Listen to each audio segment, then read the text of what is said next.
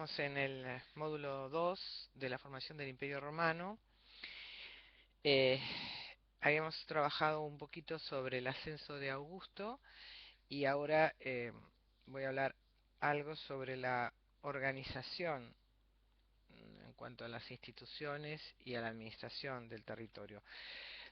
Ustedes tendrían que procurarse un mapa, ¿verdad? Que yo no puedo ahora incorporar al video, puedo sugerirles después o mandarles por mail, pero digo, están en todos los libros y en la web, del imperio en el periodo este de los dos primeros siglos, en el Alto Imperio.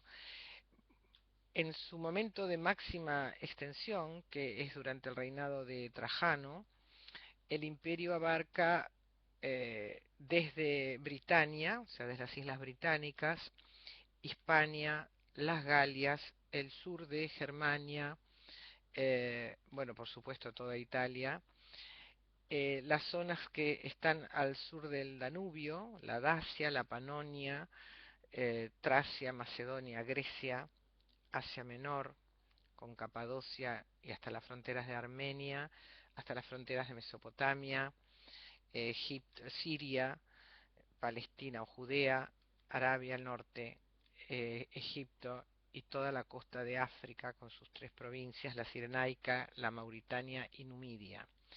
Esto significaba unos 8.000 kilómetros de frontera. Tremendo, ¿no? En algunos casos frontera con pueblos, digamos, de menor grado de civilización, en el caso de los germanos, en otros con reinos importantes constituidos, como el caso de los partos, la frontera con Mesopotamia. Bien, esto implicaba no solamente una extensión muy importante para la época, para el control. Los únicos medios de comunicación que existían fueron la red también significativa de calzadas que hace Roma, desde Roma hacia todos los confines, desde ahí el dicho de que todos los caminos llevan a Roma. eh, la navegación marítima, la navegación fluvial, esas fueron las vías de comunicación del imperio, pero además la idea de lo que hablábamos, una administración eficiente que se va añadiendo a medida que se van conquistando. Roma va produciendo nuevas instituciones, no desde un planteo abstracto inicial, mirando todo el conjunto de territorios, sino que va, a medida que los va incorporando, va encontrando fórmulas y recursos para irlos integrando. Algunos también son reinos aliados, o reinos con algún tipo de pacto de protectorado. Bien, pero en lo que refiere estrictamente a las provincias romanas, o sea, a lo que pasa a formar parte del Estado romano, Augusto las divide en las provincias senatoriales y las provincias imperiales, fundamentalmente en esos dos grupos. Las provincias senatoriales, que son 10, son las más antiguas, las que responden a la conquista inicial de la República de los siglos 3 y 2 antes de Cristo. O sea, son España, el sur de Galia, el norte de África, Sicilia. Son las colonias también más ricas, las más prósperas desde el punto de vista agrícola, las que alimentan a Roma, y son pacíficas. Entonces están a cargo de gobernadores elegidos dentro del orden senatorial, de procónsules civiles, sin poder militar. El emperador puede intervenir allí en ellos con algún prefecto, algún inspector suyo, y sobre todo para cobrar impuestos. Las provincias imperiales son 23, y estas no son tan ricas, son las más nuevas y generalmente están cerca o en la zona de frontera. O sea, son provincias que son estratégicas desde el punto de vista militar y político, y allí sí hay legiones, allí están estacionadas todas las legiones que dependen directamente del emperador y están gobernadas por delegados del emperador, que son legados o también prefectos. En el caso de las primeras, los gobernadores se eligen dentro del orden senatorial, y en el caso de estas dentro del orden ecuestre o caballeros, que generalmente son hombres de negocios. Después hay unas pocas provincias pequeñas como Judea, como Mauritania, como las provincias alpinas, que tiene un régimen especial con gobernadores que tienen a la vez poderes civiles y militares, y el caso especial de Egipto, la enormidad, que está considerado como provincia directamente dependiente del emperador, como propia del emperador.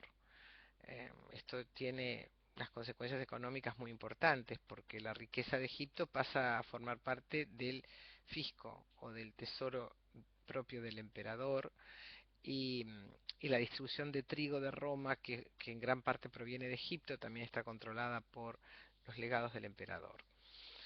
Bien, todos los gobernadores provinciales, que tienen entre otras cosas la función de percibir los impuestos, de impartir justicia. En esto de la percepción de impuestos es muy importante el cambio. La república, que no tenía esta maquinaria burocrática armada, concesionaba el cobro de impuestos a los publicanos. Los publicanos eran hombres de negocios, financistas diríamos hoy, que adelantaban a Roma el dinero de los impuestos, por supuesto ofreciéndole menos cantidad que la que tenía que ser cobrada. Después cobraban la cantidad fijada por Roma o más, y Roma no lo controlaba o no lo podía controlar, y ganaban la diferencia, ¿no? Bueno, esto se elimina del imperio, y los recaudadores de impuestos, que van a depender de los gobernadores, van a ser funcionarios del Estado romano. Em, un elemento importante para toda la consolidación del imperio, económica, administrativa, política y cultural, son las ciudades. Roma fue sin duda la civilización más urbanizada de toda la antigüedad. Había alrededor de 1200 ciudades en el Alto Imperio. 1200 ciudades. Algunas muy populosas, como la propia Roma, que tenía alrededor de 1,5 millones de habitantes. Cierto es que en Roma siempre había una gran población flotante de gente que iba, venía, comerciantes, viajeros, pero bueno, una ciudad extraordinariamente populosa. Alejandría le seguía, y había otras ciudades grandes, Antioquía.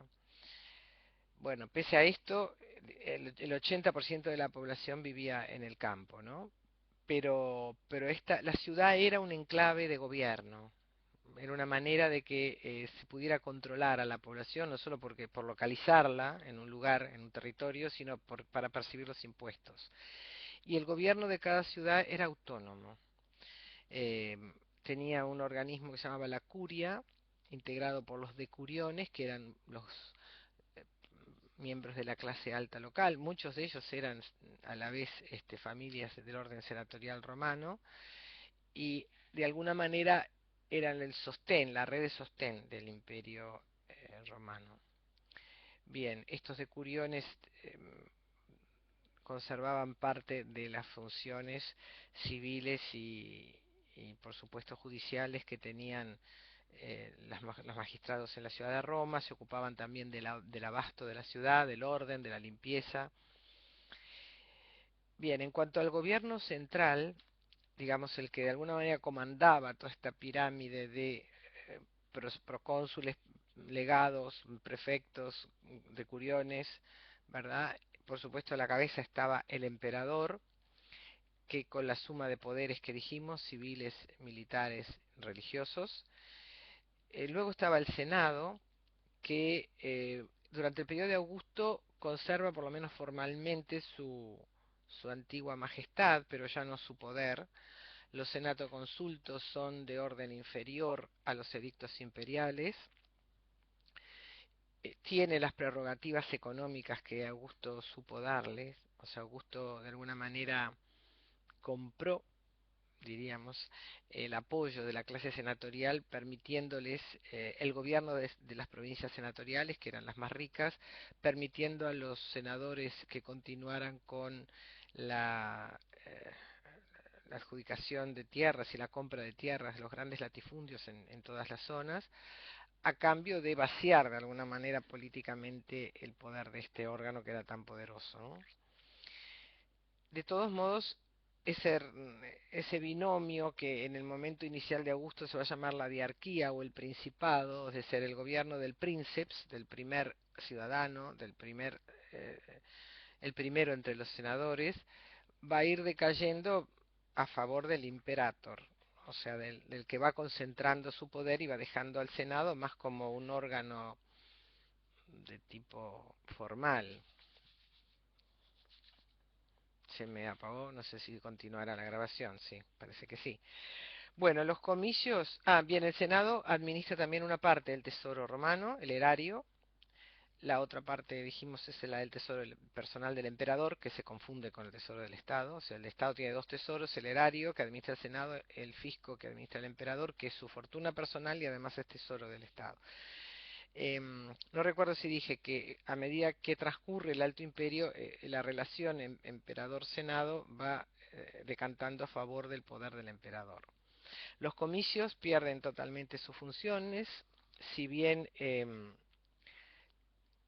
no desaparecen como institución por esa característica de Roma que nunca elimina una institución, sino que las va dejando perder o va superponiendo otras, pero no se convocan, no son convocados, no se reúnen nunca más. Las magistraturas, en lugar de ser altos representantes y dignatarios del Estado, se convierten en simples funcionarios de una red administrativa, nombrados por el emperador, revocables y un poco a merced del favor imperial.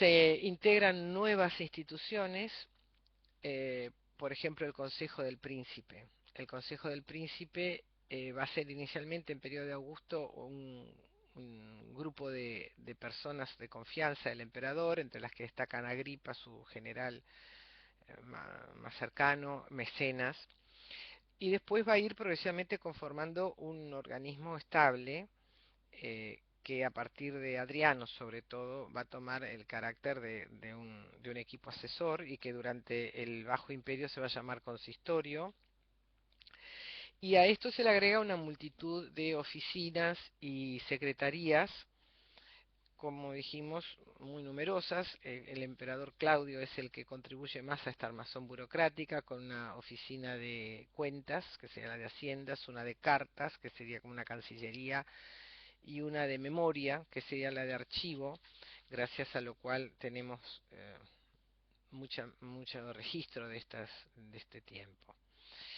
En Italia las magistraturas se llaman prefecturas, son figuras individuales, también nombradas por el emperador, entre las que se destacan el prefecto de la ciudad, que es el que ordena, digamos, la policía, las cohortes urbanas, el prefecto de la nona, que se ocupa de la distribución de trigo, de alimento a Roma, el prefecto de la vigilia, que también se encarga de la seguridad pero nocturna y de los siniestros, de los incendios, por ejemplo, son muy comunes en Roma, y el más importante de todos, el prefecto del pretorio, que es el jefe militar de la ciudad de Roma y de Italia, tiene el mando de las fuerzas de Italia, es como el segundo cargo en el imperio, el hombre más importante después del emperador.